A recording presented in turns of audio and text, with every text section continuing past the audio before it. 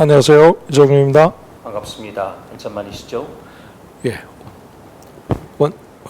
시민언론 뉴탐사 원자력 X파일. 오늘은 사용 해결에 관한 이야기를 주제로 같이 말씀 나누겠습니다. 네. 최근영 교수님 반갑습니다. 네, 정말이요.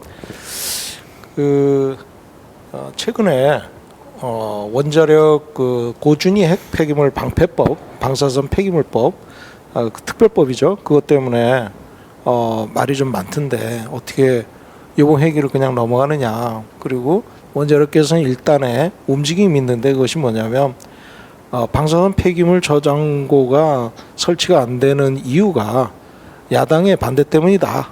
이래가지고 모든 책임을 다 야당한테 넘기려고 그러고 있어요. 폐기물 방패법을 통과를 안 시켜줬다. 그래서 그거에 대한 의의를 잠깐 좀 말씀을 나눠보기로 하겠습니다. 사실 고준위 방패법은 또 가장 큰 쟁점이 그 사용 해결료를 어느 정도 저장할 것이냐, 양을 어느 정도로 할 것이냐, 이게 지금 가장 큰 쟁점입니다. 그렇죠. 근데 이제 그 전에 우리 시청자분께는 이 저장하는데 지금 이제 문제가 되는 부분은 이제 영구 처분해야 된다는 데는 그 정당 간에 이견이 없는데 중간 저장 또는 임시 저장 부분에서 이제 얼마만큼 할 건지 거기 그 이견이 존재하는 것 같습니다. 근데 그것 때문에 이제 그 밀고 당기는 부분인데 예를 들어서 야당이 그냥 반대를 한다 해서 저기 미뤄지는 건 아니죠. 그래서 그 부분에 대한 걸 이제 우리 이 대표께서 해명해 주시면 좋겠습니다. 해명을 제가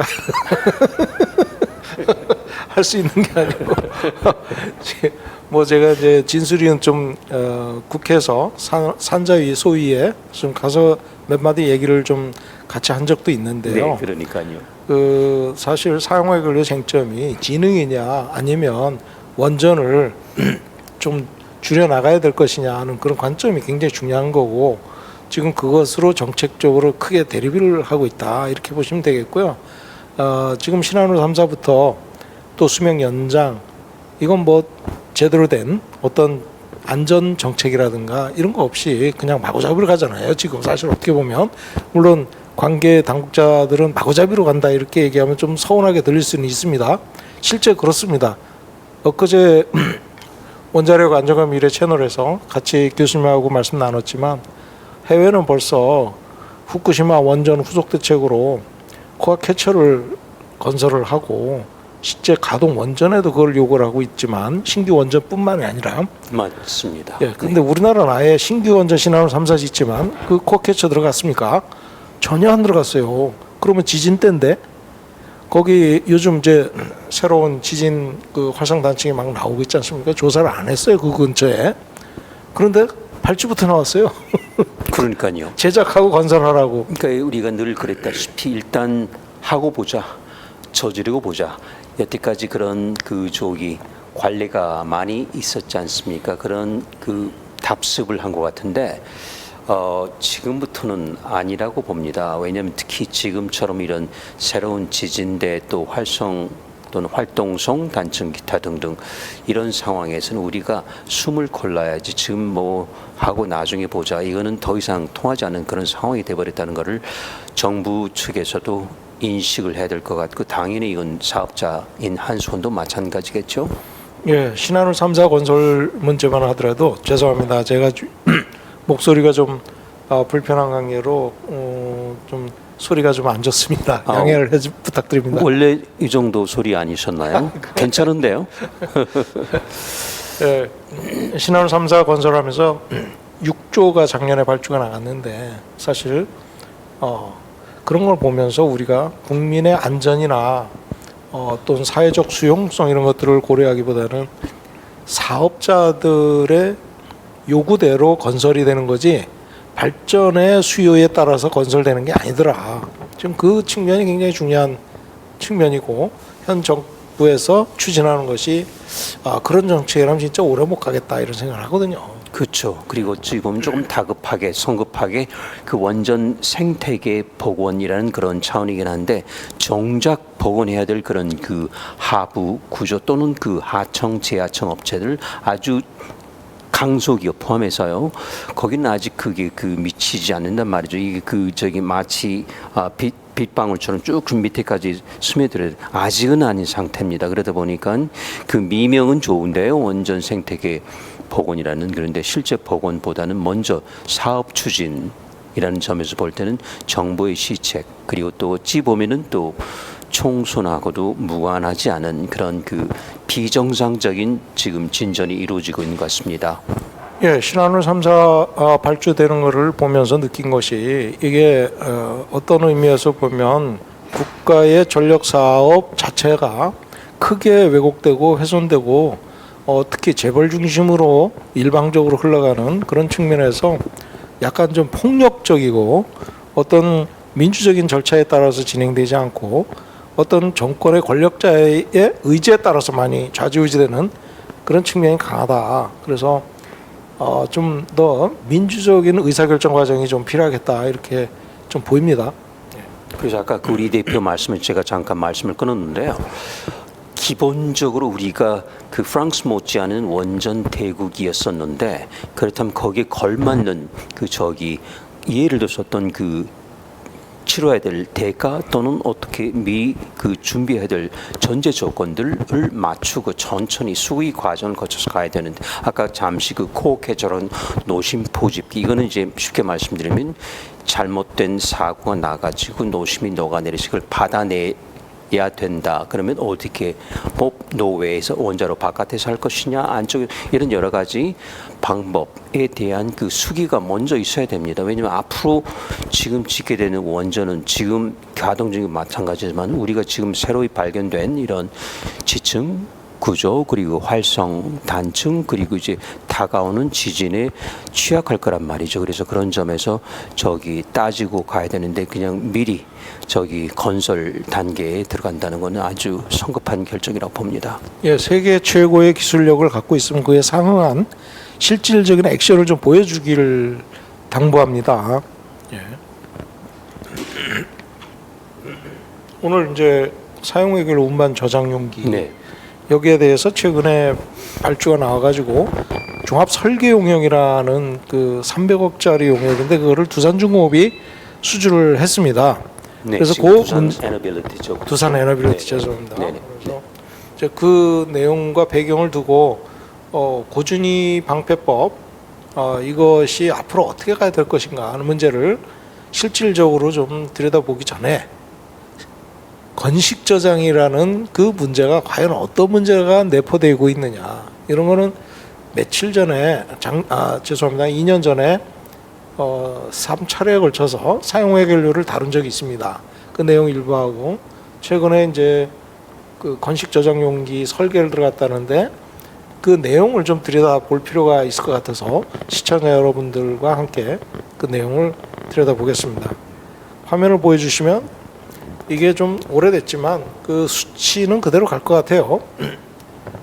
그 중수로가 상당히 많은 개수를 갖고 있습니다. 48만 8,996. 이게 물론 작년, 재작년 4월 기준인데 상당히 많습니다. 중수로 때문에 그렇거든요. 경수로 2만 1,000개, 무게로 보면 거의 비슷해요. 경수로나 중수로나. 그렇죠. 예. 중수로는 4기밖에 안 되고 경수로는 20기 이상 되잖아요. 맞습니다. 가동 중인 게. 근데 어이구, 그럼 뭐예요? 20대 4. 그러면 5대 1. 5대 1 정도인데 네. 20%에 해당되는 중수로가 5기 중에 하나가 중수로인데 거의 비슷한 사용 해결료 양을 발생시킵니다. 네, 그리고 참고로 이제 개수가 뭐냐고 궁금해하실 수 있는데, 이건 이제 해결료 집합체, 그러니까 다발수가 되죠. 가압 경수로에서 나오는 굉장히 큽니다. 그런데 중수로는 이제 보신 분도 계시겠지만은 짧아요. 그렇죠? 예. 가압 경수 4m 정도 되는 높이인데 거기에 비해서 이거는 이제 50cm니까 0.5m 정도 되는 것이죠. 그러니까 보니까 같은 무게에 비해서도 개수는 많은 것이죠. 그렇게 이제 이해하시다 보면은, 예를 들어서 아까 그런 숫자를 볼 때 기본적으로 중수로에서는 경수로에 비해서 한 5배 내지는 7배 정도 많은 방사성 폐기물 또는 고준위 폐기물이 나온다 이렇게 보시면 맞는 것 같습니다. 그렇죠. 5배나 많은 네. 고준위 폐기물 즉 사용 해결료가 나온다. 굉장히 큰 문제죠, 사실. 그렇죠. 근데 이제 이게 우리가 그 처음에 장점으로 여겼던 천연 우라늄을 쓴다는 사실, 그러다 보니까 천연 우라늄을 쓰다 보니까 그 238의 양이 많단 말이죠.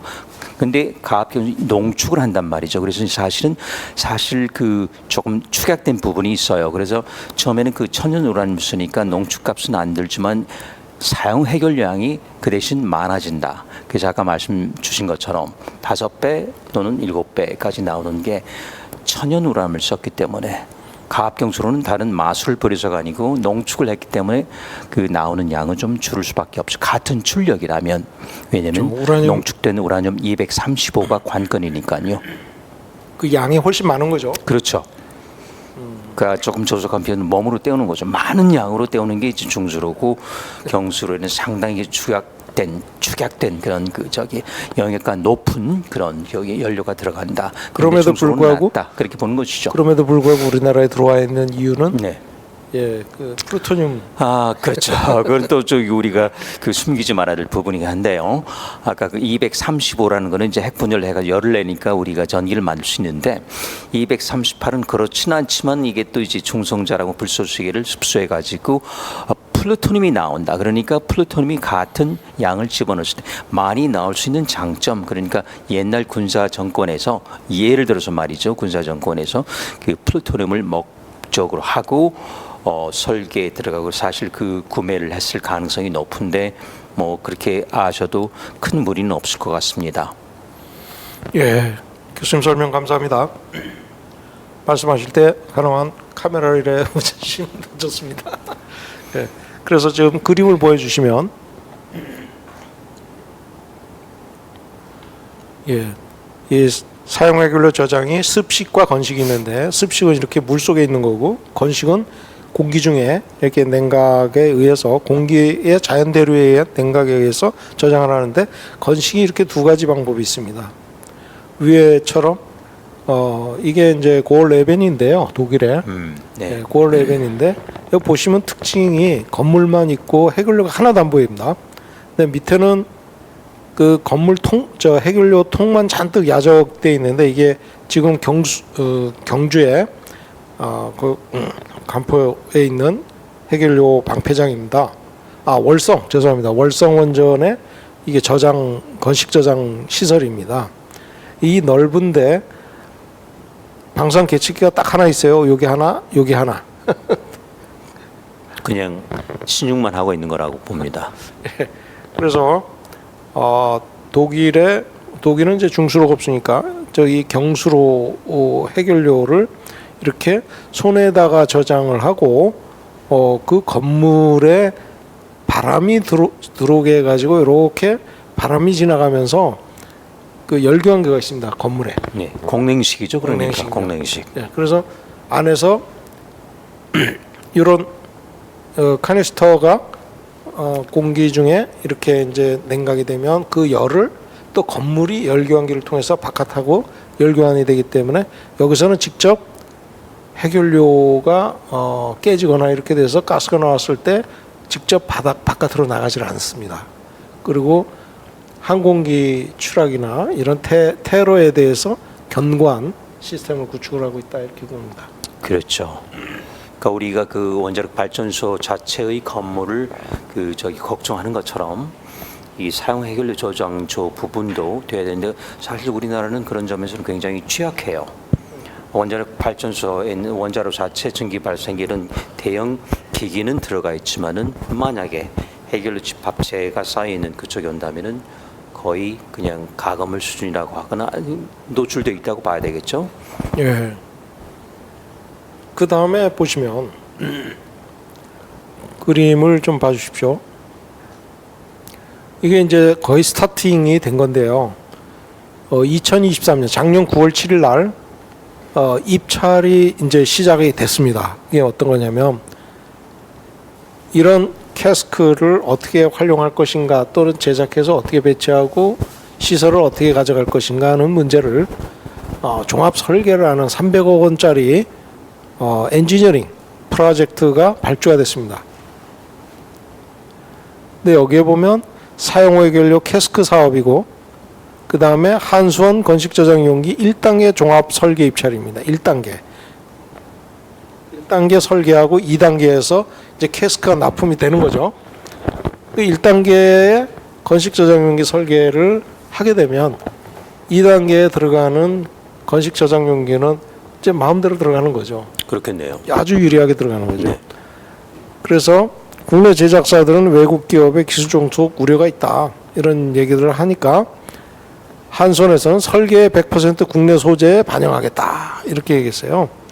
그리고 특히 이제 경쟁사가 오라노인데 프랑스와 두산 오라노가 프랑스 오라노와 한국의 두산이 이렇게 최종 경쟁을 하게 됐습니다. 그러니까 오라노는 관련 기술을 한수원에 제공할 것이다. 오라노가 상당히 그 굴지에 미국에서 굉장히 유명한 기업이더라고요. 그래서 스틸 용기를 제작하는 몇 개 안 되는 그런 홀텍 이런 데는 콘크리트로 제작하지만 여기는 스틸로 제작하는 회사고 굉장히 탄탄한 그 저장 용기를 납품하는 미국에서도 유명하더라고요. 그래서 여기랑 이제 입찰 경쟁을 하게 됐는데 결과적으로는 두산이 이제 승자가 되죠. 그래서 결국은 뭐 한 2개월 뒤에 두산 에너빌리티가 국산 기술로 캐스크 사업을 수주했다 이렇게 이제 신문에 막 나옵니다. 그래서 140개 중소기업 협력업체와 함께 하고 두산 에너빌리티가 사용할 건식 저장 종합 설계용역 계약을 체결했다. 그래서 여기에다가 이 캐스크를 포함한 건식 저장 시스템 설계를 완료하고 인허가까지 지급하겠다. 인허가는 한국 킨스 원안위로부터 인허가를 받는 걸 얘기하는 거죠. 근데 여기에는 두산이 단독으로 딴 걸로 돼 있어요. 지금 단독으로 돼 있는데 2060년까지 국내 건식 저장 시설 중간 시설에 2,800개의 캐스크가 필요하다. 어마어마한 양이죠. 그래서 약 8조 4천억입니다. 8조 4천억 원이 결국은 국내 산업체가 결국은 선점을 했다. 이렇게 볼 수가 있을 것 같습니다. 그러네요. 네. 근데 그 오라노는 이제 미국 지사도 있겠지만은 그 원래 그 아레바라고 하는 회사가 이제 그 중에 해결력 부분이 이제 그 오라노라는 회사인데요. 그러니까 아마도 제 기억으로는 상당히 많은 경험을 갖고 있습니다. 이 분야에. 근데 어쨌든 두산 에너빌리티가 단독으로 정말 했다면은 그건 굉장히 그 쾌거라고 할 수 있는데 과연 그런지는 또 우리 이 대표께서 한번 뒤를 추적해 보셔야 될 것 같습니다만. 그래서 어떠신지. 이제 신문에 나온 내용을 이제 두산 에너빌리티가 단독 수주한 걸로 이렇게 설명이 나왔지만 실제 그 전에 두산중공업이 넥 인터내셔널이라는 회사랑 캐스크 저장 장치 개발 기술 제휴를 2015년에 했습니다. 그때부터 지금까지 쭉 공동으로 스틸 캐스크죠. 쇠로 만든 캐스크를 지금까지 제작을 해왔던 또 기술 개발을 해왔던 거죠. 여기는 그 전에 콘크리트로 돼 있더라고요. 맞아요. 근데 이제 강철이라는 거죠. 그렇죠. 네. 그래서 그 다음 그림을 보시면 이게 TMI 프로젝트에 이게 들어갔는데 이제 이거는 두산중공업이 납품한 겁니다. 20년, 네. 21년에 이게 맥네스터 저장 용기가 이제 쇠로 된 건데 이렇게 이제 만들어 가지고 여기에 이제 콘크리트를 이제 뭐 이런 식으로 사일로처럼 이제 만들어 가지고 이 캐스크를 납품한 겁니다. 근데 안에는 이런 구조물로 돼 있는 거죠. 이렇게 네. 이제 촘촘하게 쉘 구조물로 이렇게 만들어서 열 교환이 잘 되게 핀 같은 거 달려 있고 그 다음에 이런 실린더가 이제 요 바깥에 외장을 싸고 있고 요 사이에 콘크리트로 이렇게 쌓는 여기 이제 콘크리트 붓기 위한 철골 같은 게 좀 있습니다. 그래서 이렇게 콘크리트 구조물인데 이번에 개발한 거는 뭐 완전히 스틸 캐스크인 걸로 지금 보입니다. 여기 보면 뭐라고 되어 있냐면 운반 용기가 바스켓과 함께 이렇게 만들어 가지고 이 캐니스터가 하나가 구성이 되는 거죠. 저장 용기도 있고 이송 용기도 있습니다. 이게 저장 용기가 이제 이런 스틸 쇠 뭉퉁구리로 만든 거죠. 두께가 굉장할 것 같은데 한 20cm 정도는 되지 20cm까지는 안 돼도 20cm 되겠네요. 상당히 두꺼울 것 같은데 그래서 원래 2021년에 국내에 보고한 두산 에너빌리티가 개발하고 있다는 거는 32다발을 집어넣는 걸로 개발을 했는데 실제 개발한 거는 37다발을 집어넣는 그 용도로 개발을 했더라고요. 가장 큰 거가 아닐까 이런 생각이 듭니다. 그래서 그동안에 이제 쭉 말씀을 드려보면 스토리지 프로젝트가 인터내셔널이라는 회사가 어떤 데인가 좀 잠깐 봤습니다. 스토리지를 이제 이렇게 저장하는 그런 프로젝트를 진행했는데 보시다시피 야외에다가 쌓아놓는 걸 지금까지 해왔어요. 캘리포니아 이런데 땅 넓으니까. 그렇죠. 그리고 요 안에 들어가는 철골 이런 프레임으로 제작을 해서 핀을 이제 해결료를 하나하나 집어넣는 거죠. 그래가지고 요 바깥에는 이제 콘크리트 씌워가지고 이렇게 들어다가 이렇게 저장하는 그런 개념이고 이게 맥네스터라고 하는 저기 뭐죠? 그 상표 등록된 네, 건데 맥스터요. 예, 맥네스터 이렇게 여러 군데다가 공급을 했더라고요. 네. 근데 이게 다 콘크리트지 철로 된 거는 이 중에 몇 개가 되는지는 지금 정확하지는 않아요. 이런 상황입니다. 왜 철을 저기 두터운 쇠로 이걸 만들어야 되느냐 하면 이게 부식이 진행이 돼서 뒤에 나오겠습니다만 얇은 스틸 쉘로 만든 거는 금방 구멍이 나고 새고 막 이런 문제가 있더라고요. 그렇죠.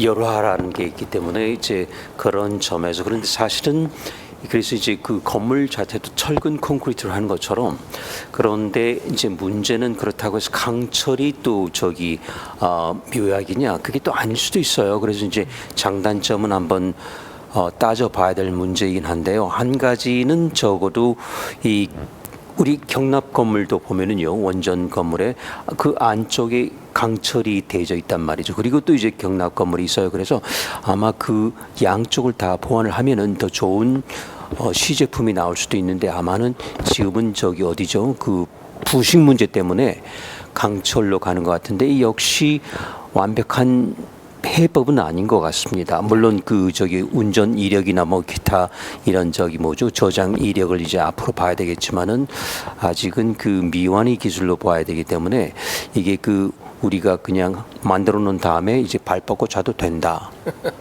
그건 아니죠.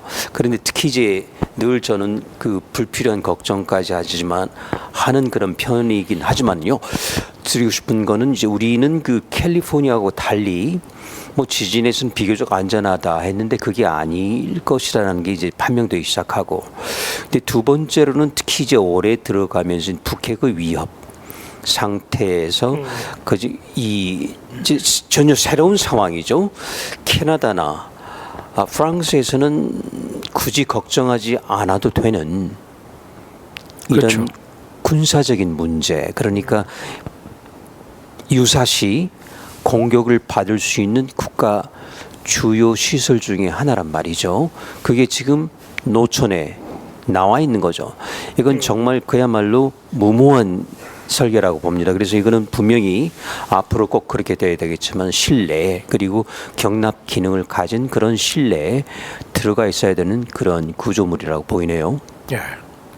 그래서 이게 이제 지금 보니까 저 화면 좀 보여주시면 MSO 메탈 스토리지 오버팩이라고 그래가지고 지금 두산이 이제 설명하고 있는 그 내용입니다.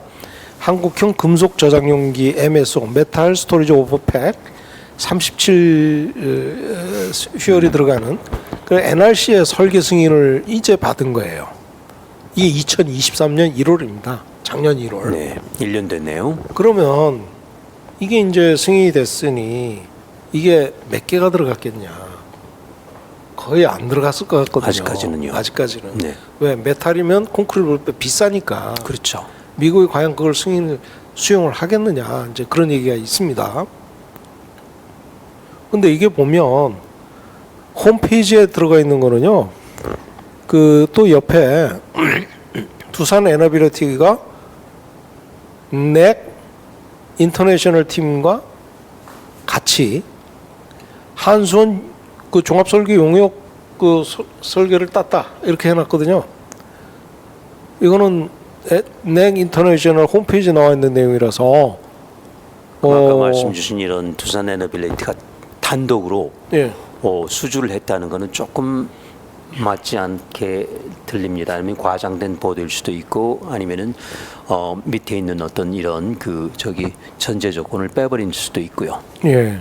그래서 이걸 보면 금속 저장 용기가 이제 독일 GNS나 프랑스 오라노가 이제 하고 있는데 독일 GNS는 해외에서 입찰 경쟁은 안 하더라고요. 그렇군요. 예, 필요하다고 주문하면 공급을 해주는데 그래서 미국의 NRC의 뭐 설계를 인증을 받고 이러지는 않았어요. 독일 GNS도 그렇고 프랑스 오라노다 그래. 왜 그러냐? 자기네들이 인증한 게 인증이다. NRC 인증 받을 필요 없다. 이제 이런 생각을 하는 것 같아요. 그래서 오라노는 아예 회사를 미국에 두고 있기 때문에 거기는 이제 승인을 받은 것 같고. 네. 그래서요. 이게 참 맥네스터라고 하는 NRC 인증된 거가 지금 이제 들어가 있는데 그러면 넥 인터내셔널 어떤 회사냐? 굉장히 오래됐어요.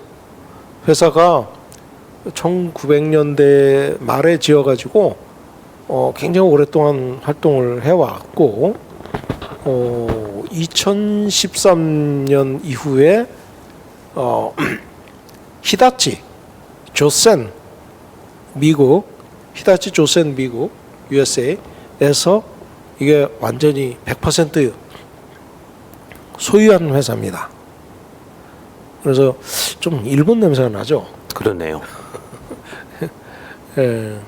그래서 보면 저 웨스팅하우스 컨솔리데이트 스토리지 시스템하고 한 팀이 돼가지고 오라노 WCS와 한 팀이 돼가지고 첫 번째 중간 저장 시설 이건 밀집 컨솔리데이티드 인터넷 스토리지 퍼실리티라고 하면 이게 밀집 저장 시설이죠. 조밀 시설이라고 조밀 시설. 시설입니다. 네.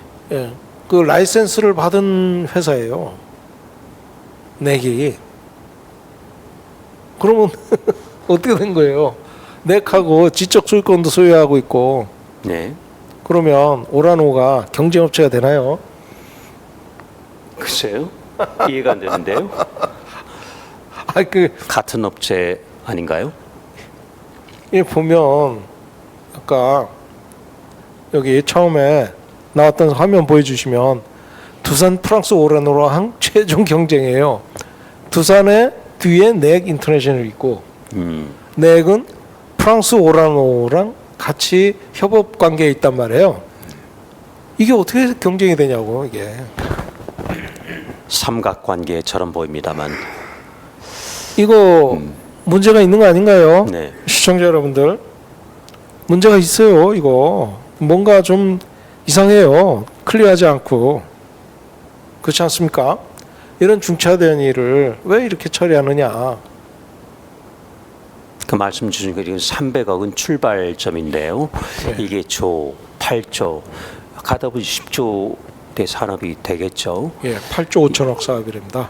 10조 가깝단 말이죠. 예. 이건 굉장히 큰 사업입니다.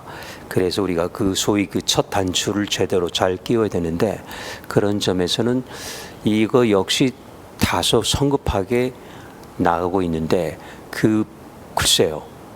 배후에 뭔가 이유가 있을 수도 있겠죠. 그래서 저는 그걸 지목을 하고 싶어요. 네, 뭘 맞습니다. 지목하냐면 이 캐스크 용기 하나가 그 그림 좀 보여주세요. 이거는 이송 용기에 들어가 있는 맥네스터 사진이고요. 맥네스터가 그 안에 들어가 있어서 이송하기 위한 맥네트란 트랜스퍼 이렇게 해가지고 이렇게 만들어놨고요. 그 뒤에 이제 스위스가 이제 이런 식으로 실내 저장하고 있다는 걸 보여주고 있는데, 네. 이 캐스카 하나가 40억입니다. 국제 시장에서. 그럼 우리나라에서 국산화했으니까 얼마가 될까요? 40억이면 국산화 된 겁니까? 글쎄요. 한 15억 정도 한다 그러면 국산화 최소한 그렇죠. 가능성이 있다고 봐야죠. 네네. 네. 앞으로 입찰 가격이 어떻게 진행되나 한번 눈 시퍼렇게 뜨고 보겠습니다. 네. 예. 이게 이렇게 진행이 된다 그러면 클리어하게 이런 사업일수록 진짜 국가 전기세를 이용해서 국산화하고 그렇게 하면 국민한테 뭔가 이득이 있다는 걸 보여줘야 돼요. 왜 그러냐면 GNS나 오라노가 갖고 있는 설계는 원래부터 스틸이에요. 그러면 그것이 들어왔을 때 상당히 견고하고 오래 갈 수 있는 그런 구조로 돼 있으니까 굉장히 비싸다. 근데 기술을 이전할 수 있다 그랬잖아요. 오라노는. 그렇죠. 그런데 GNS도 기술 이전을 할 수 있다라고 할 수 있을 거예요. 왜냐하면 국내 제작을 허용을 한다 그러면 굳이 넥 인터내셔널하고 이거를 할 이유가 없다는 거죠. 할 이유가 없다는 거죠. 네.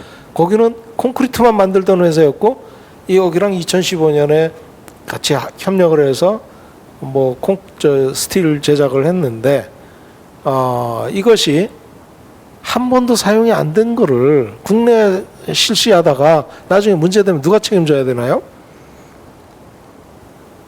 이게 늘 묻는 것처럼 너희 나라에 지어봤느냐, 그리고 운전 경험이 있는지, 운영 유지 경험이 있는지를 살펴야 되는데 마치 우리가 그 첫 시험지가 되는 것처럼 그런 느낌이 들어서 이거는 굉장히 위험한 노름처럼 들립니다. 예, 발전소에서 트립된다 그러죠. 발전소 고장 나가지고 발전소 정지되고 그러는 인자들을 쫙 보면 부품들을 보면 다 국산화돼서 문제된 거예요.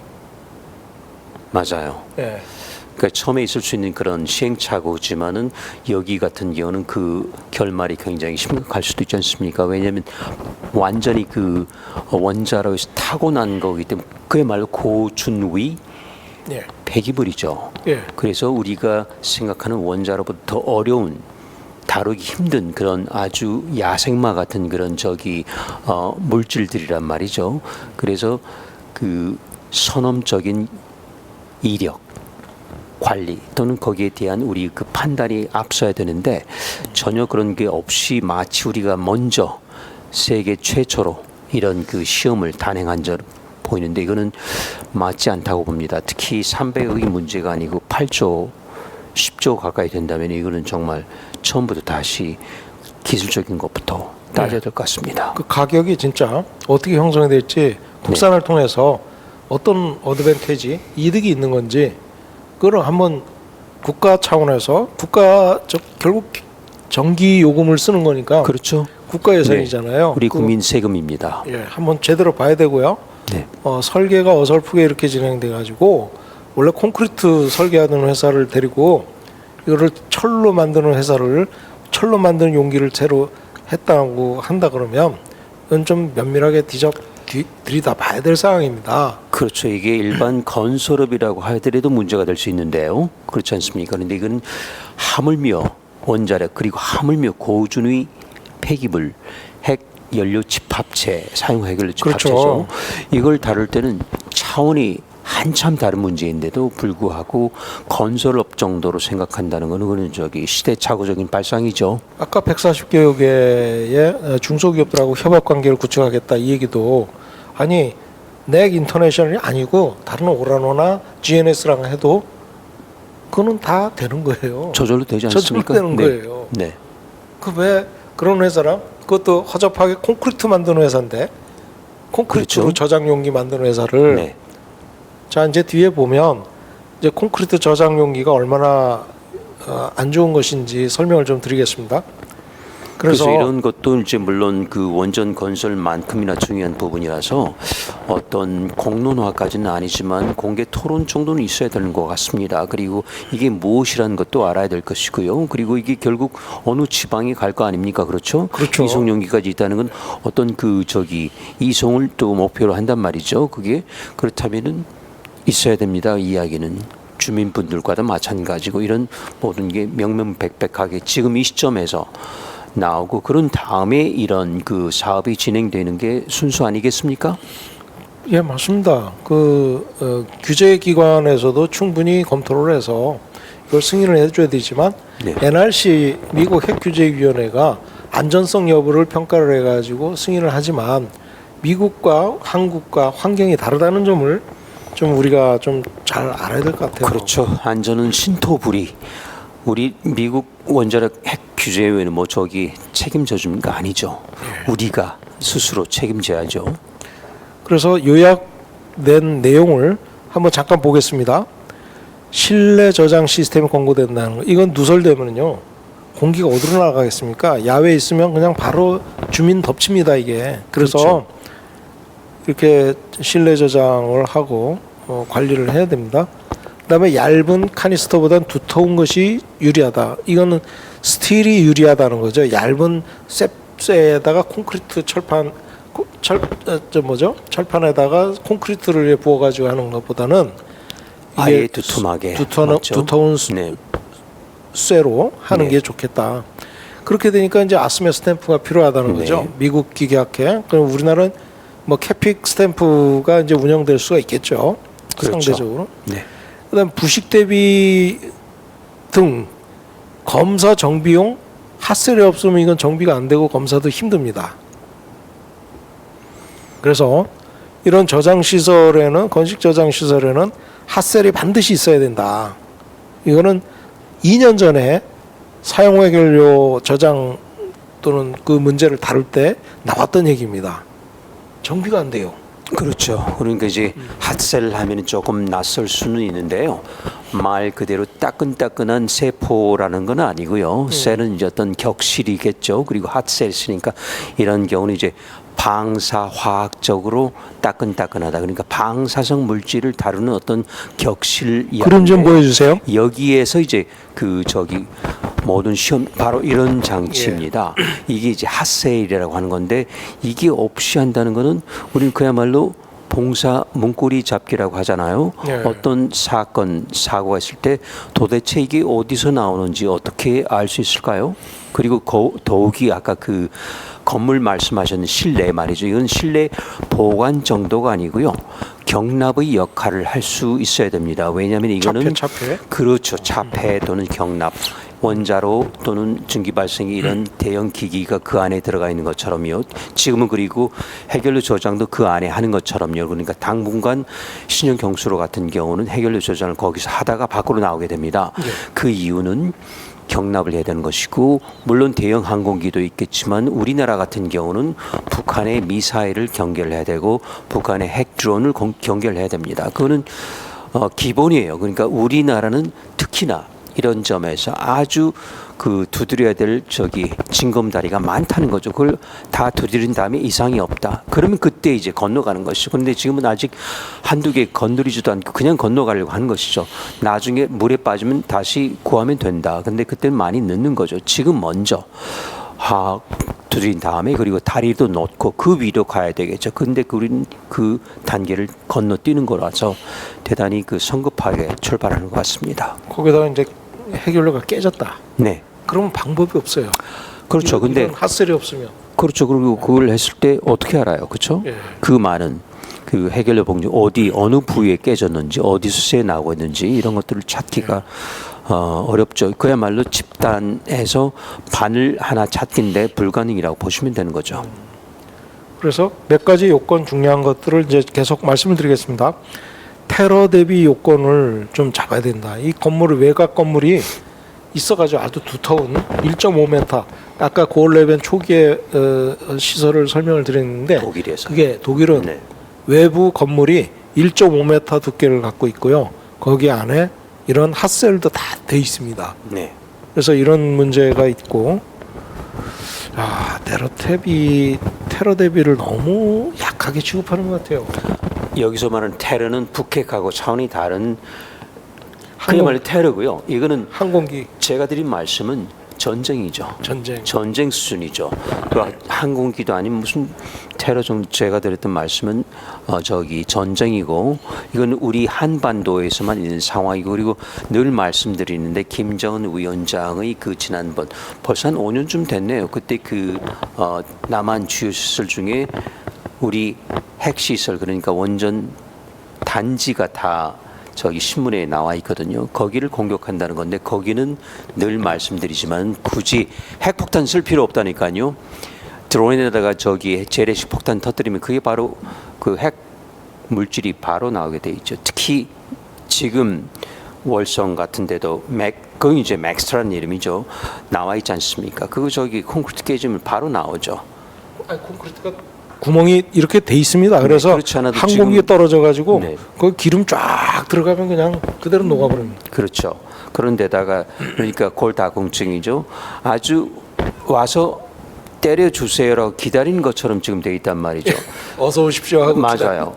그런데 그러면 올해는 특별한 해 아니겠습니까? 한번 벌써 그런 일이 일어나지 않아야 되겠지만, 그렇기 때문에 우리는 지금 이렇게 느슨하게 나갈 시점이 결코 아닌데 아직까지는 그 상황 파악이 전혀 되지 않은 것 같아서 아주 걱정스럽습니다. 이건 월성 원전 2, 3, 4호기 연구 정지, 조기 정지만큼이나 심각한 문제처럼 들립니다. 예. 그다음에 공기 냉각을 시키니까 5개 공기와 순환을 차단시켜야 되는 그런 문제가 있고, 최종 냉각은 건물의 열교환기 달려가지고 이쪽 건물에 이제 열교환기 달려가지고 이쪽에서 열을 교환하는 거죠. 물론 공기는 외부랑 차단돼 있습니다. 주기 검사 시험 이런 거, 그다음에 방사능 감식이 당연히 있어야 되고요. 그렇죠. 그다음에 원격 정비 시설 확보, 이거는 이제 핫셀 안에 들어가 있어서 핫셀 안에서 이거를 원격 정비를 할 수 있도록 하고, 지진, 인구 밀도, 그다음에 여기에 이제 아까 들어가 있지만 테러, 이런 환경 문제를 제대로 검토를 해가지고 해야 되겠다. 그렇죠. 아무리 작은 열 교환기지만 이런 경우 열 교환기가 작동하지 않을 수 있는 조건이 많기 때문에 그 상황에서 어떻게까지 여유도를 줄 건지, 그럼 거기에 들어갈 수 있는 그 개수가 나올 겁니다. 그런데 지금 전혀 그런 생각이 없는 것 같습니다. 그냥 기계적으로 어디 몇 개, 몇십 개, 몇백 개 집어넣게, 그게 아니고 여유도가 들어가야 됩니다. 특히 아까 말씀드린 우리나라 한반도가 갖고 있는 그런 특수 사정 때문에 그 미국이나 프랑스하고 또는 캐나다하고 전혀 다른 조건이 제시가 돼야 될 것이고, 거기에 맞는 건지 확인을 해야 될 것입니다. 교수님, 이 시스템이 NRC 미국 핵규제위원회에서 인증된 거다. 그러면 100% 안전하다고 봐야 됩니까? 그게 참 우리가 사대주인데요. 미국 큰형님이 괜찮다고 하시니까 우리는 괜찮다. 그렇지 않습니다. 신토불이에요. 그리고 특히 우리는 미국하고 많이 상황이 다르지 않습니까? 그리고 이거는 지질 환경도 다르지만 여러 가지, 제가 더 이상 북핵 또 전쟁 위험, 테러 위험 넘어선 수준이죠. 그게 과연 미국 핵규제위원회가 봤을 때 다 다뤘을까요? 글쎄요. 제가 보지는 않았습니다만은 그렇게까지 다루지는 않았을 겁니다. 우리나라 원자력 안전위원회에서 이걸 정말로 심층적으로 분석을 해야 되고, 늘 요즘은요 건설할 때 이 안전위원회가 같이 동시에 합니다. 원전 건설할 때 동시에 합니다. 안전점검 기타 심사를요. 그렇죠. 이거 새로운 형태거든요. 그렇지 않습니까? 여태까지는 원자력 발전소 정도 또는 실험로 또는 병원 시설은 그거 말고 이거는 새로운 시설이죠. 예. 그러면 이게 동시에 이루어져야 되는데, 아마 원자력 안전위원회는 전혀 지금 수수방관하고 있을걸요. 그냥 아직 그쪽 소관이라는 생각 자체도 못하고 있을 것 같은 느낌입니다. 예. 그 다음에 그림을 보여주시면 이게 디아블로 캐년 발전소잖아요. 저기에. 근데 건식 저장이 야드에 이렇게 돼 있습니다. 야드에 이렇게 쌓아놨어요. 건식 저장을. 네. 근데 염분이 들어와 가지고 금방 부식이 되는 그런 문제가 발생되는 사례라고 합니다. 그러니까 이거 미국 맞습니까?라는 생각이 들 정도로 예. 그러니까 우리가 미국이 괜찮다 또는 규제위원회가 저기 승인을 했다 이게 그 저기 능사가 아니라는 것이죠. 그는 참고 사항은 되죠. 그렇지만은 우리 나름대로 처음부터 다시 들여다봐야 됩니다. 근데 그런 단계가 지금으로서는 전혀 없고 앞으로 있어야 되겠죠. 그렇지 않습니까? 예. 그렇게 하는 게 바로 이제 우리가 뉴타임즈에서 하는 방송 그리고 이제 원자력 안전과의 미래에서 하게 되는 그런 저기 현안 이슈에서 하게 되는 그런 방송이 이런 역할을 할 거라고 봅니다. 예. 유튜브 영상을 원자력 안전과 미래를 새로 또 만들었습니다. 그래서 그거는 좀 더 자유롭게 네. 격식 없이 진행할 수 있도록 하기 위해서 또 하나 만들었습니다. 좀 이따 나중에 말씀드리겠습니다. 그래서 홀텍 사장이 또 어떤 얘기를 했냐면 고 방사선 때문에 카이스트 손상되면 정비 안 된다. 네, 이거는 콜텍 사장이 실토를 아니라 했어요. 실토를 했어요. 저라도 할 수 있을 것 같고 초등학생도 할 수 있을 것 같은데 그게 금이 가는데 당연히 이거는 고방 그 저기 여태까지 알려진 사실 아닙니까? 거기서 얼마나 많은 방사선 중성자 나오겠습니까? 그렇죠. 그럼 당연히 그건 취약해지죠. 그러니까 이게 골다공증 걸리는 거는 뭐 시간 문제입니다. 그리고 일단 손상되면 그때는 정비하기가 쉽지 않은 게요. 예. 이거는 핫셀에서 또는 이 모든 차폐가 된 시설을 원격으로 로봇 가야 됩니다. 그런데 만약에 사고 나가지고 이렇게 고방사성 물질 또는 방사선 준위가 높아진다. 그럼 지금 후쿠시마 보시잖아요. 로봇 들어가서 몇 분 있다가 작동 멈춥니다. 소위 그 먹통이 되는 거죠. 예. 그 대단히 어렵습니다. 그래서 이제 그 홀텍 사장도 이렇게 이실직고한 것 같은데 이거는 뭐 말을 하나마나 그러니까 오히려 그 솔직한 게 아주 저기 마음에 듭니다. 예. 그래서 핫셀에다가 좀 원격 장치를 놓고 검사도 하고 최소한 수리도 일부 할 수 있는 그런 개념으로 좀 조립하고 이렇게 분해하고 맞아요. 이렇게 가능하도록 이렇게 좀 해야 될 것 같습니다. 좀 해야 될 것 같은 꼭 그렇게 해야 되는데 예. 그러한 그 기획을 하고 있는 건지 안 돼 있을 겁니다. 안 됐을 것 같은데요. 예. 핫셀 있어야 된다고 네. 재작년에 그걸 얘기를 했는데 그것도 아마 마이동풍인 것 같습니다. 그런데 이거는 마이동풍. 아주 심각한 문제입니다. 당연히 있을 수 있는 문제이고 이거는 저기 전혀 사치가 아니고 필수. 예. 우리 전부 바닷가에 있잖아요. 그렇죠. 건식 저장 솜기 손에 어떻겠습니까? 저장한다 네. 그러면 다 네. 바닷가입니다. 그렇죠. 그다음 그림 보여주시면 이게 이제 콘크리트 카니스터를 보여주고 있는데 이 안에 이런 쉘 구조가 돼 있어요. 이게 지금 굉장히 약한데 이게 금방 빵꾸 난다는 거죠. 빵꾸라고 해서 죄송합니다. 구멍이 날 수가 있다. 크랙 때문에. 그렇죠. 그 이유가 염분, 간극이 생기겠죠. 예, 염분, 카본 입자, 스크래치, 취급 부지, 제조결함, 점식, 뭐죠? 바늘로 콕콕 찌르는 형상의 어떤 부식이거든요. 그다음에 새 거시기가 이게 날라오면 아주 취약하다 그럽니다. 그러면 이제 균일이 발생한다고 하는데 제가 생긴다는 이야기 같습니다만 그럴 수도 있겠네요, 그렇죠? 예. 밑에 있는 새 모식이라고 해야 되나요? 그래서 거기까지 한다면은 이 콘크리트보다는 네. 스틸 두터운 스틸로 꼭 해야 될 것 같습니다. 해야 된다. 물론 지금 그 이제 얘기를 그것도 하고 이제 있고. 문제가 있을 수는 있지만은 최소한 지금 현재 콘크리트보다 훨씬 더 내구성이 강할 것 같이 예. 판단이 됩니다. 다행스럽게 지금 설계는 경수로 지금 해결료 그 건식 저장 용기 두산에서 같이 코어로 넥 인터내셔널 개발한 거는 이렇게 두터운 스틸 그 카니스터로 돼 있습니다. 문제는 월성 원전이에요. 맥스터 전부 이런 쉘 구조물로 돼 있거든요. 그래서 여기서 세면 어디서 새는지 몰라요. 그리고 아까 저기 실외에 있고. 그렇죠. 그런 데다가 그 선량 측정기도 예, 두 개. 뭐 두 개 한 개보다는 낫습니다만 이거는 제가 그러면 드릴 말씀이 유구무원이라고 그럴 때 그거 가지고 어떻게 도대체 측정하냐 했더니 어떻게, 네. 6개월마다 한 번씩 주둥이에 이렇게 대고 측정해요. 네. 그것도 6개월에 한 번씩. 그러면 6개월 동안 기도를 드리는 수밖에 없겠습니다. 그리고 검사하는 날 제발 새어나가게 해달라고요. 그렇죠. 지금 두 개 들고 다닐 때요. 분명한 거는 아마 손상 해결료 때문에 고 방사능 가스가 나온 사례가 몇 번 있었을 걸로 추정이 됩니다. 그런데 모르는 거는 더 많을 것 같습니다. 예, 얘기를 안 해서 뭐 그런 거 불리한 사실이니까 한수원이 그렇죠. 자기들한테 불리한 얘기는 안 하잖아요. 아 그리고 모르고 있었는데 굳이 어떻게 말을 하겠습니까?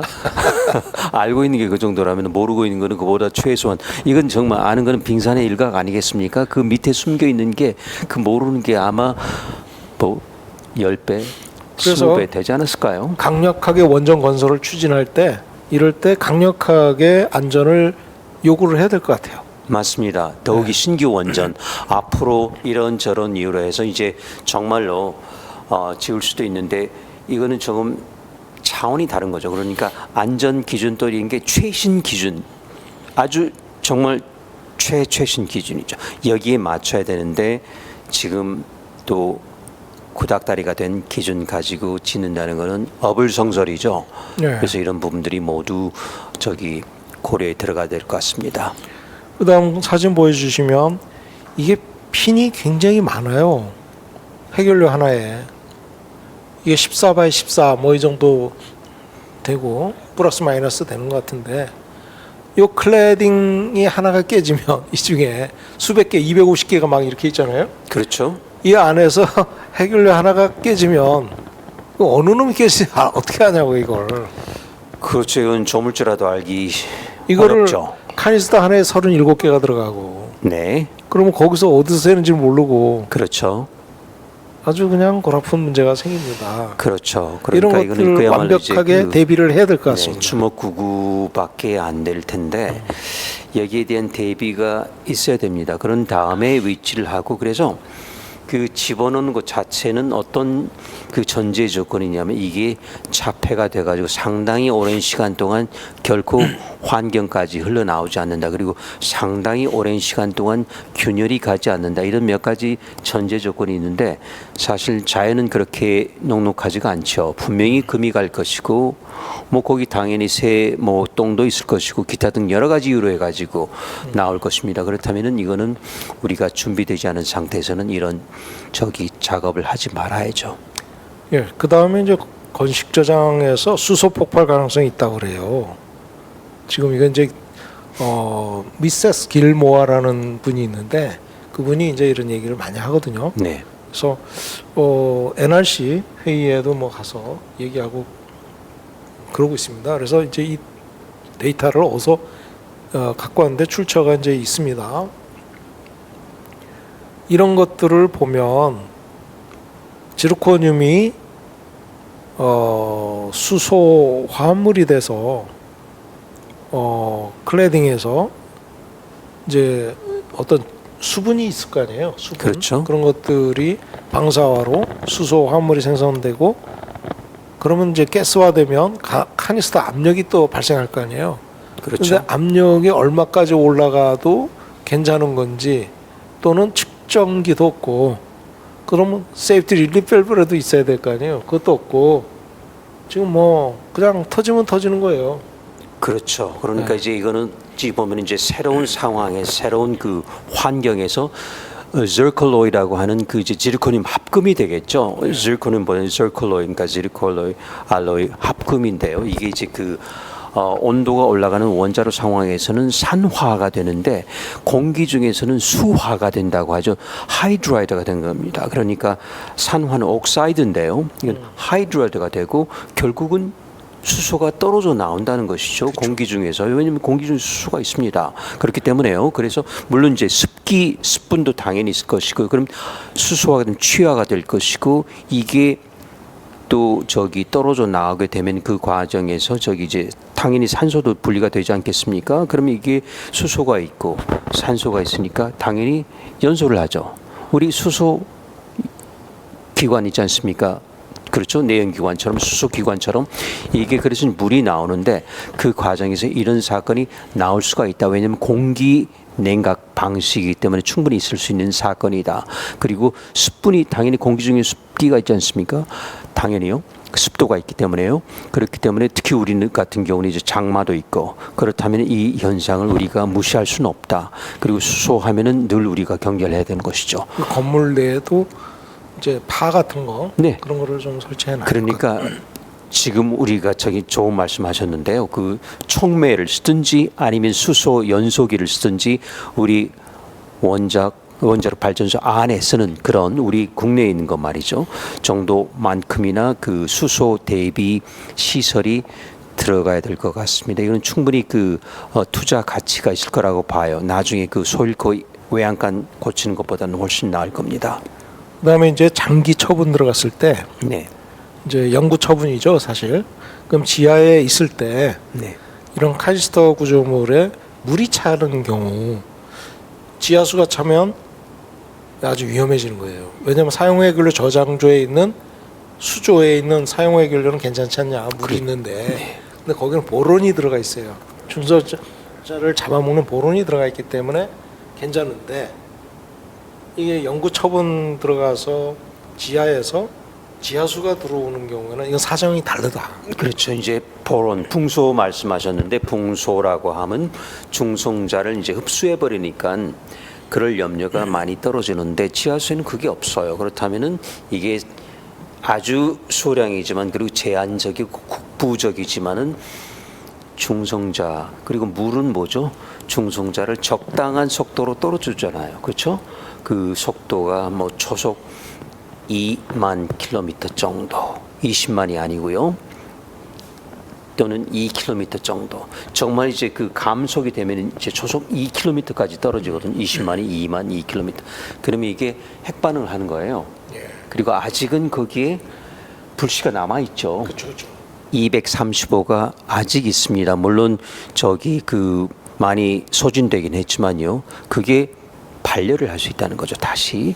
그래서 다시 그 마치 후쿠시마에서 우리가 재임계가 된다고 걱정하는 것처럼 국부적이지만 그리고 국소적이지만 그리고 제한적이지만 일어날 수 있는 가능성을 우리가 완전히 배제할 수는 없는 것이죠. 그럴 때는 걱정해야 되는 것이죠. 예. 그런 말씀이네요. 예. 그래서 이제 장기 처분됐을 때, 영구 처분됐을 때 이제 저장하는 문제, 네. 그런 문제가 아주 중요한 포인트가 될 것 같아요. 그렇죠. 그다음에 이제 또 고연소도 해결료 이게 어떤 거죠? 장기 뭐죠? 그러니까 버너업이라고 하는 연소도가 높은 거죠. 그러니까 그 말은 뭐냐면은 원자로 안에 있었던 기간이 길었다. 그렇게 보시면 돼요. 그러니까 그동안에 뭐가 더 많을까요? 방사물질이 더 많이 있는 거죠. 그동안에 그 오랜 시간 체류했기 때문에 그리고 원래 들어간 그 우라늄 235가 거의 그러니까 한 5% 정도 저기 농축됐다고 하면은 이게 한 2% 떨어질 때까지는 많이 됐을 겁니다. 그러니까 오랜 시간 저기 원자로 안에서 운전을 했다. 그러면 당연하죠. 방사성 물질이 많은 겁니다. 그리고 거기는 플루토늄도 많이 나와 있고요. 그러니까 독성이 더 조금 무지하게 표현하면 독성이 더 강하다. 예. 그런 게 나오는 거예요. 고연소도는 이런 점에서는 좀 훨씬 더 치명적이죠. 그래서 이런 고연소도 해결료가 건식 저장 중에 손상 속도가 어떻게 되느냐 이런 거에 대한 우리나라 내에서의 연구가 어느 정도 됐느냐 사실 네. 그러면서 건식 저장한다고 하는 거냐. 우리나라에서 지금까지 이거는 없을 것 같고 아까 얼핏 말씀드렸지만은 그 저클로이라고 하는 피복제 그러니까 껍질이죠. 아까 그 길쭉하게 있는 4m 정도 가까운 네. 그 껍질 1mm 정도 두께밖에 안 되는 이게 수화가 되면은 이것도 마찬가지로 바스라지거든요. 그러니까 부서진단 말이죠. 예.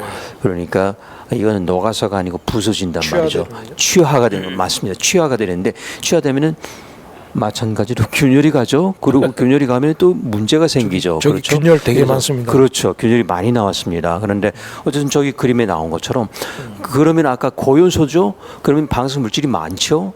예. 다 거기를 스멀스멀 해가지고 나오게 되는 거죠. 예. 그런 그 통로가 생기는 건데 이걸 이제 마지막 저클로이라고 하는 피복제가 막고 있는데 그게 지금 무너지는 그런 상황이 돼 가고 있는 것입니다. 그래서 손상 발생 속도가 빠르다. 예. 특히 건식 저장 중에는 아까 말씀드린 수화가 진행될 수 있다. 그러니까 수소화가 진행될 수 있다. 그러면 이런 속도가 빠르다는 거죠. 그렇다면 이것이 장기 처분, 영구 처분으로 갔을 때 언제까지 저게 새지 않고 그냥 있을 것이냐. 그렇죠. 장기 처분으로 가면 이게 몇 년이 아니고 몇십 년도 아니고 몇백 년도 아니고 2만 4천 년도 아니고 24만 년입니다. 25만 년 단위요. 맞습니다. 이거 안 된다는 거죠. 그러니까 이거는 말이 안 돼요. 예. 여기서 잡지 않으면 안 되죠. 그래서 이 문제를 진짜 심각하게 봐야 됩니다. 영구 처분장을 다른 나라에서 바보로 해서 못 만들고 있는 게 아닙니다. 그 어디죠? 미국 그 유카 마운틴 그 유카 프로젝트에서 실토를 했어요. 영구 처분 저장 시설이 기술이 없다. 왜? 100년 안에 최소한 100년 안에 물이 들어오지 않는다는 것을 보장해라. 그게 유카 마운틴 요건이랍니다. 그렇죠. 그런데 그게 입증이 안 돼요. 굉장히 짧게 짧은 잡은 거죠. 거예요. 네. 최소한 300년. 그 그렇죠. 이유는 세슘 스트론튬이 30년 정도 되잖아요. 네. 그 곱하기 10. 그게 300년인데 300년. 이거 도저히 안 되거든요. 그러니까 이제 할인 판매를 한 것 같은데요. 예. DC를 해가지고 100년인데 근데 그것도 찾기 힘들어요. 그렇죠. 누가 그걸 어떻게 보장합니까? 그리고 특히 우리나라는 수맥이 많아가지고 이거는 애시당초 되지 않습니다. 그래서 저는 이제 물론 여기까지 말씀이 나왔으니 그런데 우리는 정말로 그 원자력 발전을 하고 거기서 나오는 고준위 폐기물을 이제는 그 걱정해야 될 단계를 사실 넘겼죠. 이때는 정말 큰 문제가 있어 그런 점에서는 지정학적으로 원자력 발전을 하기에 좋은 나라는 결코 아니었다. 물론 우리 그 경제 발전 기타 등등에서는 그 당연히 편익을 많이 얻었지만은 이제는 그 수습하는 과정에서 우리가 뒤돌아보게 되는 것이죠. 자꾸 건설하고 늘리고 할 때가 아니라는 거죠. 네, 그게 능사가 아니라는 겁니다. 우리가 예를 1960년대, 70년대라면은 그냥 할 수도 있어. 지금은 아니죠. 지금은 뒤를 돌아봐야 되고 우리가 미래 세대를 생각해봐야 되고 우리가 미래 환경을 생각해야 되는 것이죠. 고연소도 해결료가 들어간 게 한 20년 됐죠. 네, 그럴 겁니다 아마. 우리나라에도 네, 그렇죠. 고연소도 해결료의 그 퓨얼 클래딩에서 발생되는 손상 속도를 측정했다라고 하더라도 20년밖에 입증이 안 된 거예요. 그렇죠. 살아있는 데이터가 20년 성장 속도밖에 우리나라는 데이터가 없다. 만약에 했다 그래도 근데 그렇죠. 해결을 깨지 못하기 때문에 우리는 또 저걸 할 수가 없어요. 그렇죠. 이걸 할 수 있는 나는 미국이죠. 근데 우리나라는 미국이죠. 아예 핫살도 하지만 일단 우리는 한미 원자력 협정도 그렇고 이거 자체를 손대면 안 되거든요. 못 아시다시피 되죠. 우리가 일단 떼는 것까지는 하지만 나온 다음에는 절대 손을 댈 수가 없습니다. 그 국제 원자력 기구 사진기 포함해 가지고 그냥 24시간 360일 보고 있지 않습니까? 그리고 우리는 그렇게 선한 민족이기 때문에 손을 대지 않아요. 손을 댈 생각도 하지 않고 그렇기 때문에 그건 뭐죠? 우리가 원천적으로 방법이 없다는 건데요, 그렇죠? 예, 지금 그렇습니다. 그래서 이게 미국이 또는 누군가가 대행해주지 않는 한은 우리는 갈 길이 없어요. 그런데 그걸 아마 당국이 알고 있겠죠? 그래서 좀 어떻게 보면 우리가 할 수가 없으면 유카 마운틴 보고 네네. 이거 좀 가져가 줬으면 좋겠다. 네. 이렇게 얘기를 하는 수밖에 없는데 그렇지만 미국이 가져갈까요? 안 가져가죠. 예. 그래서 오죽 답답했으면 제가 시베리아 동토에 그러려면 이제 러시아하고 관계가 좋아야 되는데 지금 같은 그 관계 가지고는 이 말도 꺼낼 수가 없잖아요. 그렇죠? 그래서 참 답답합니다. 우리가 이런 모든 큰 그림을 갖고 해야 되는데 그냥 미국에 붙다 보니까 러시아하고는 이제 그렇지 않습니까? 아주 서먹하죠.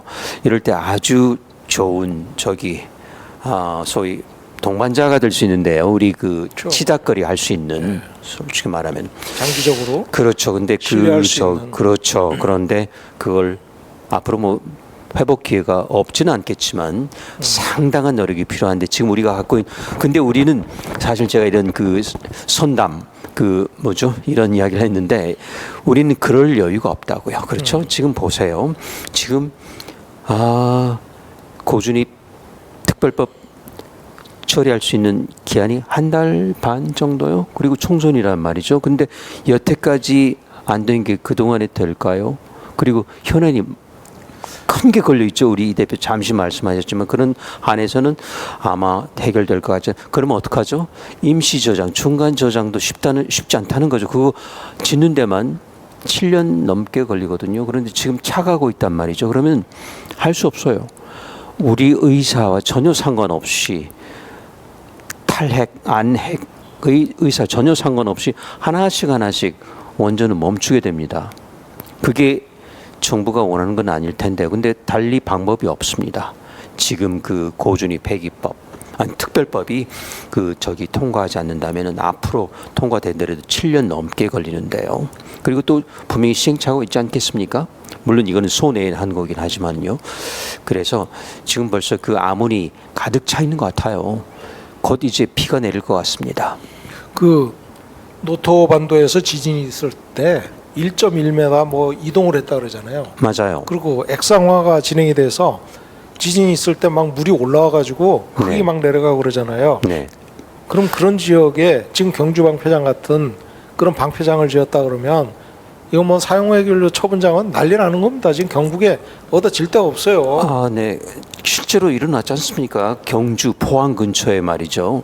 액상화 흐물흐물해지는 게 일어났다고요. 포항에서 일어났죠. 예. 경주 멀지 않습니다. 일어났다는 거예요. 그러니까 이거는 일어나면은 그냥 일어났어요. 그러면 앞으로 더한 게 일어날 수 있겠죠. 그러니까 우리는 어디 발 붙일 데가 없잖아요. 그렇죠? 그렇다고 그런 생각이 듭니다. 서베이 그러니까 뭐랄까요 그 지질 조사 그래서 네. 적당한 부위 위치 뭐 강남에 설치할 건지 용산에 설치할 건지 아니면 어디 뭐 제주도에 할 건지 관악산도 있습니다. 관악산도 있고 예, 옛날에 한번 말씀하셨죠. 악이 붙은 산은 다 좋습니다. 북악산, 관악산, 월악산 악자들은 한번 다 볼만합니다. 그나마 화강암이기 때문에. 근데요 화강암에서 한 가운데서 물이 나오더라니까요. 그러니까 제가 그 말씀을 듣고 깜짝 놀랐습니다. 예. 진짜 우리 어디 갈 데가 없구나. 그러니까 우리가 일단 쓰긴 썼는데 이걸 어디다 버리지? 우리 다 끄집어내지도 못하는데 그리고 강력한 지진 한 번 오면요 수맥이 완전히 바뀌어가지고 그렇죠. 지하 수맥이 지하 수맥이 완전히 바뀌어가지고 지도를 또 바꿔야 되겠죠? 갑자기 물이 들어오고 들어오던 물이 안 들어오고 이럴 수가 있는 거죠. 그렇죠. 그래서 그렇죠. 자연의 힘 앞에 이게 100만 년 동안 또는 10만 년 동안 뭐 이렇게 저장한다 그랬을 때 과연 가능하냐 또 그게 관리가 되느냐 이거 완전 밀봉하면 끝난다 이렇게 생각하지만 그건 이상적인 얘기고 그렇죠. 예, 그 밀봉이 완전히 될 수가 없어요. 논 리트리버블 그러니까 회수 불가능한 맞아요. 비가역적인 처분을 하겠다. 세상에 비가역적인 처분은 없습니다. 그렇죠. 그리고 아까 이제 100만 년 말씀하신 최소한 25만 년이라도요. 근데 25만 년 하면은 아마 우리 문명이 그때까지 존재할까요? 그래서 이제 실제 이육하산 사업을 하면서 걱정했던 거는 자 25만 년 동안 할 수 있는 방법이 기적적으로 발견됐을 때 그럼 이거를 어느 다른 문명이 또는 뭐 외계인이 올 것 같지는 않습니다. 우주 팽창 속도가 빛의 속도보다 빠르니까요. 그런데 어느 다른 문명이 그때 또 다시 일어났을 때 끄집어내지 않게 호기심이지 않습니까? 항상 거동일린 마크로 어떻게 할 거냐. 그래서 어떻게 그 상형 문자를 써가지고 이건 절대 안 된다. 손댈 생각 자체를 하지 말라는 걸 어떻게 할 건지 그것도 큰 고민이라고 합니다. 우리는 아직 그 단계에 가지도 못했지만요. 그만큼 심각한 일이죠. 이 폐기물 처분이란 게요. 상상을 초월합니다. 그러니까 어떤 폐전지 모조 광판 차원이 다르다니까요. 물론 양은 적을 수도 있지만은 우리가 아직 그만큼 문명이 다른 문명이 왔을 때 막을 수 있는 거기까지는 기술이 없는 거죠. 인간이 감당할 수 있는 한계를 넘어간 한계를 겁니다. 넘었고. 그렇죠. 그다음에 그 인간이 감당할 수 없는 사고 조건을 우리가 감당하면서까지 몸으로 때우면서까지 그렇죠. 발전소를 계속 돌려야 될 것이냐. 그것도 수명 연장까지 해가면서 수명 연장도 제대로 투자를 해서 수명 연장한다 그러면 또 모르겠는데 네, 그것도 아주 짜게 말이죠. 예, 그러니까 일본만 하더라도 조 단위인데 우리는 아마 3천억입니다. 3천억 단위일걸요. 3천억인데 이제 많다고 저기 생색을 낼 수도 있는데 3천억 중에 1,400억은 주민들한테 상생자금으로 또 뿌리는 돈이에요. 그렇죠. 설비에 들어가는 게 아니라. 그렇죠. 근데 이제 조 단위가 넘을 것이고 그렇다면 우리는 정말 그 비용 대비 편익을 분석을 해야 됩니다. 다시 또 중고차 이야기가 나오죠. 그래서 아주 심각한 결정을 해야 돼요. 국가적인 차원에서. 그리고 이제 더욱이 그나마 다행인 거는 우리가 아직 간헐성 문제 이런 게 있긴 하지만은 그 좋은 태양광 또 풍력 수력 등 이거 저기 쓸 수 있는 자원들을 거기에다가 에너지 저장까지 한다면은 가능성을 보완할 수도 있는. 그러니까 물론 원전이 좋은 역할을 했지만 앞으로는 이 큰 그림을 놓고 그리고 하나씩 줄여가는 게 맞는 방향이라고 보고 거기에 대한 답은 벌써 독일이 보여주고 있지 않습니까? 물론 시행착오 많겠죠. LNG를 수입해야 되고 뭐 어디 프랑스 원자력 전기 물론 표시는 안 돼 있겠지만 그렇죠. 수입해야 되는 그렇지만은 곧 극복할 거라고 봅니다. 그러면 우리는 거기서 이제 반면 교사 좀 많이 배워야 되겠죠? 예, 미국 같은 경우는 우리가 지금 미국 많이 따라가잖아요. 그렇죠. 미국이 지금 재생에너지가 얼마나 많이 설치가 됐는지. 중국도 보세요. 물론 원전하죠. 예, 그렇지만 예. 거기는 숙제를 일단 먼저 했습니다. 재생에너지 엄청나지 않습니까? 미국이 깜짝 놀라시겠지만 올해 네, 그 재생에너지가 추월했습니다. 석탄을 화석 연료 발전을 놀라운 사실이죠. 추월했고 추월할 거고 내년에는 원전을 추월한답니다. 네. 하여간 세계 추세는 지금 이런데 우리나라는 오로지 원전으로 그냥 몰아가고 있는데 네네. 참으로 걱정스러운 정권이고 걱정스러운 산업계이고 걱정스러운 일이 아닐 수 없습니다. 이것이 원자력 산업계의 그 폭망이라면 거기만 폭망한다 그러면 또 모르겠어요. 근데 이게 국가적인 큰 위기가 올 수 있는 상황이거든요. 그래서 원자력계가 원자력계만 생각하지 말고 전체적인 에너지 큰 트렌드를 보고 가야 되는데 뭐 원전을 4기를 더 져야 되는 또 이런 얘기. 좋습니다. 좋은데 거기에는 어떤 그 전제 조건이 달려야 되는 것이고 그 숙제가 되지 않은 한은 그거는 이제 있어서는 안 된 거겠죠. 물론 국가 차원에서 뭐 원전 생태 보존 차원 또는 보건 차원에서 갈 수는 있겠지만 그건 결국은 나중에 후탈이 있게 되는 것이고 그때는 정말 때늦은 후회가 될 수 있는 것이죠. 그리고 우리나라만 또 그렇게 할 수도 있습니다만은 심각한 사안이고 지금부터 걱정을 해야 되는데 아무도 걱정하지 않다는 게 문제입니다. 그리고 원전 산업계 또 원자력계도 용감해져야 됩니다. 네. 미국 저기 그 국립 연구소들 원자력에 손 뗀 지 한참 됩니다. 없어요. 다른 데로 갔습니다. 그렇죠? 기껏해 레이저 정도 남아 있고 없어요. 아무도 전부 다 민영화됐잖아요. 그러다 보니까 이런 그 뉴스케일 같은 그 이제 기형이 나오기도 하지만 이것도 결국은 그 적자 생존이니까 되고 얼마 전에 보니까 주가가 더 떨어졌더라고요. 이제 2달러 밑으로 떨어졌더라고요. 그러니까 올 게 온 거죠. 그러니까 이거는 그래도 저는 아직 그 1달러 90센트 정도를 유지하는 게 기적이라고 봐요. 그러니까 오중무감각하면 아직까지 저 회사가 살아있지? 정부 지원을 바라보고 맞아요. 기대하고 그러면. 맞아요. 그걸 기대하는 건데 그거 아니죠. 한계가 있는 거죠. 네. 예. 저희가 이제 오늘 사용 해결료 이 문제점을 집중적으로 교수님과 함께 들여다봤습니다. 시청자 여러분께서 많이 도움이 되셨는지 모르겠습니다. 이런 정보를 사실 공유를 하는 데가 많지 않습니다. 그래서 오늘 특별한 시간을 좀 가졌고요. 그 상세한 또 관련 또 얘기를 편안하게 이렇게 들으시려면 밤 11시에 진행하는 네. 원자력 안전과 미래. 그렇죠. 밤을 잊은 그대 분들을 찾아가는 그런 원자력 안전과 이슈이고요. 그래서 이제는 그 다른 방송 달리 사실 아시다시피 원자력계의 유일한 방송이고요. 그리고 또 한 가지는 그 앞으로 좀 특화를 했으면 좋겠다는 게 저희 그 바람입니다. 그러니까 이런 일방적인 강의나 발표 이런 게 아니고요. 그야말로 담소를 할 수 있는, 그래서 우리가 그 주시는 의견 또는 저기 뭐 질의 뭐가 되든지 좋습니다. 그리고 가장 중요한 거는 이거는 저도 마찬가지고 전문가가 아니고요. 저도요. 그냥 시민의 한 사람이고 단지 원자력에 대한 어떤 충정, 그리고 어떻게 해야 되겠다. 원자력이 중요합니까? 원전이 중요합니까? 아니면 주민이 중요합니까? 국가가 중요합니까? 국민이 중요합니까? 저는 주민이고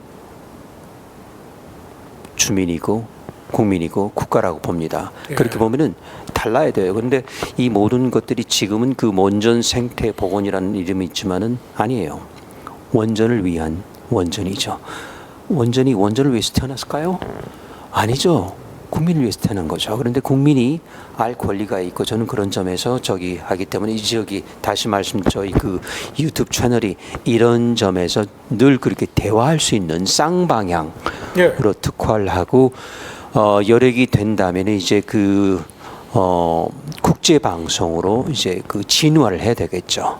예. 그리고 이제 현장을 찾아다니는 그런 이동형, 신속형, 그리고 또 실시간형, 그렇게 신속한 정보들을 맞습니다. 이제 앞으로 국제적인 교류를 통해서라도 신속하게 시청자 여러분들 욕구에 맞춰서 그렇죠. 그때 필요한 정보를 제공할 수 있도록. 그렇죠. 그리고 또 한 가지는 저희는 늘 원한이가 어디 그 세문안로 어디 있어 그냥 앉아서 댕기매고 저간 맞습니다. 저는 우리 채널만은요. 저도 이제 작업복 입고 평소에 하는 것처럼 그리고 돌아다녀야 될 것 같은 생각이 듭니다. 생각이 드니 그렇게 하려고 합니다. 그래서 현장을 찾아가서 뵈야 되겠죠. 로드 오브 세이프티. 그래서 지금 이제 만드는 게 있어가지고 이제 곧 손을 보여도 될 것 같은 예. 시점이 되지 않겠습니까? 예, 한번 좀 보여주시죠 나중에.